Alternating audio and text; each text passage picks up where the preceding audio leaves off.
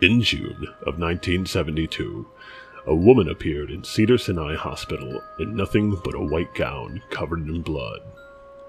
Now this in itself should not be too surprising, as people often have accidents nearby and come to the nearest hospital for medical attention.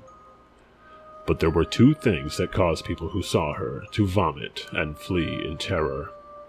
The first being that she wasn't exactly human. She resembled something close to a mannequin, but had the dexterity and fluidity of a normal human being. Her face was as flawless as a mannequin's, devoid of eyebrows and smeared in makeup. She had a kitten clenched in between her teeth.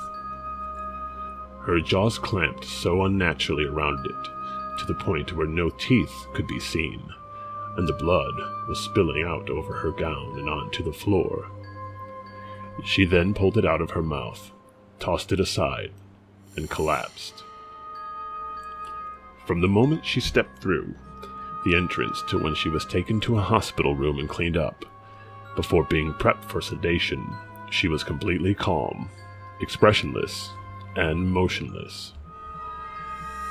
The doctors had thought it best to restrain her until the authorities could arrive, and she did not protest. They were unable to get any kind of response from her, and most staff members felt too uncomfortable to look directly at her for more than a few seconds.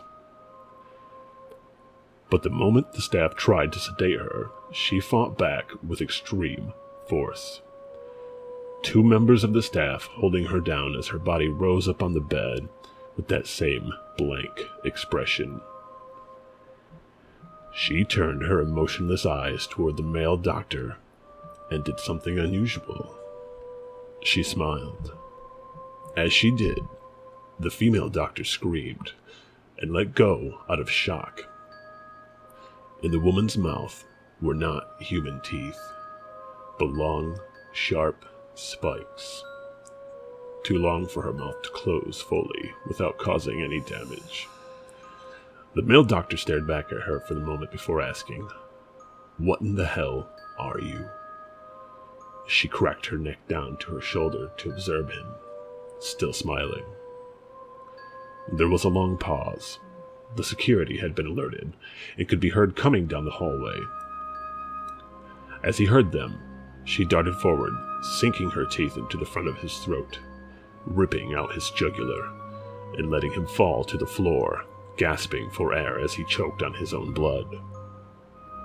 She then stood up and leaned over him, her face coming dangerously close to his as the life faded from his eyes. The doctor's eyes filled with fear as he watched her calmly walk away to greet the security team. His last ever sight would be watching her feast on them, one by one. The female doctor who survived the incident named her the Expressionless. There was never any other reported sightings of her again.